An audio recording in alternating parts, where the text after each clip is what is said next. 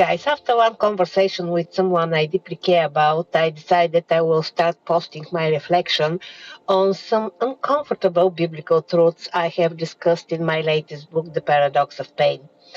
Do not take my words for granted, please. I'm just a sinful human as everyone else.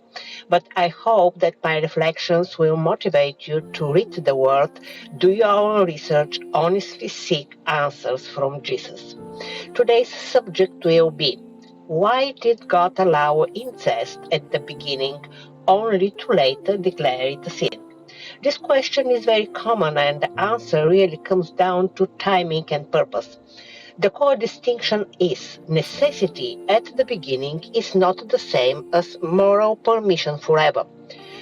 At the very start of humanity, there were only a few people. Procreation was necessity for survival, and genetic corruption had not yet accumulated.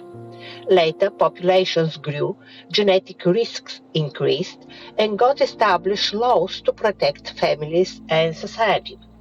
So, what was once necessary became harmful and therefore forbidden. Often at this point, people argue that incest has been proven to lead to dangerous biological mutations. But again, this can be the result of transferring modern thinking into biblical times, which can distort the context. How? Modern biology shows that incest becomes dangerous mainly because of accumulated genetic mutations over generations. At the very beginning, humanity consisted of only two people. The genetic material was very close to the original design, created good and whole in God's image. Therefore, fewer harmful mutations would exist and the risk of genetic defects would be much lower.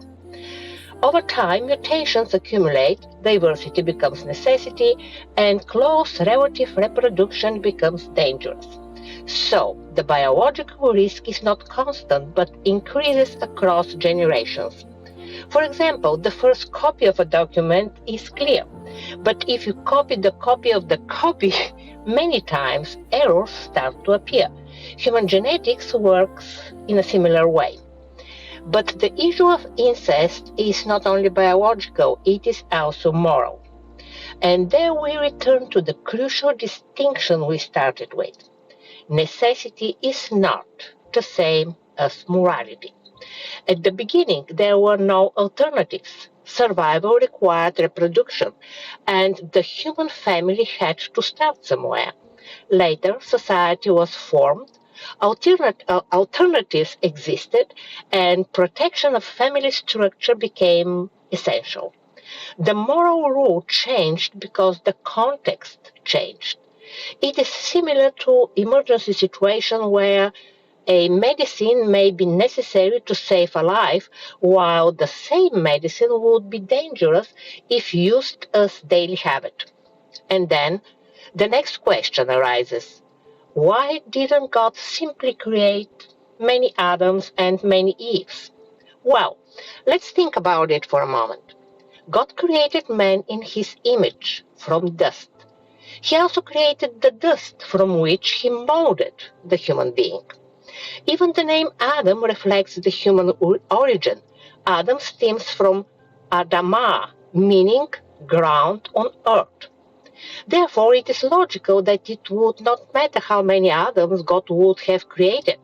They would still be the same Adam, created by the same God, from the same dust, given the same breath of life. And let's pay attention to the actual word used in the Bible. It says dust, not soil, not earth, dust.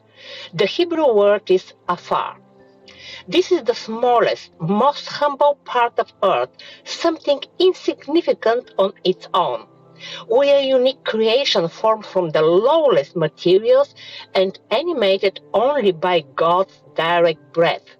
Yes, our pride, selfishness, and ego struggle to accept this fact. But there is such love and beauty in it, if only we choose to open our eyes. from the most insignificant part of his earthly creation, God made us and crowned us to rule over his masterpiece. In response, what we did? We betrayed him. And instead of simply erasing us and starting over, he died for us to wash us from our sin so we can live with him forever.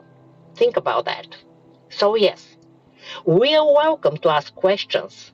But let's face it, just because we do not like the answers, do not understand them, or find them challenging to our perceptions and man made realities, does not mean the truth will shift to fit our expectations and comfort. If you are ready to face some uncomfortable answers and gain a new perspective on our earthly pain and suffering, you're welcome to take a look at my book. Again, do not take my word. Do your research.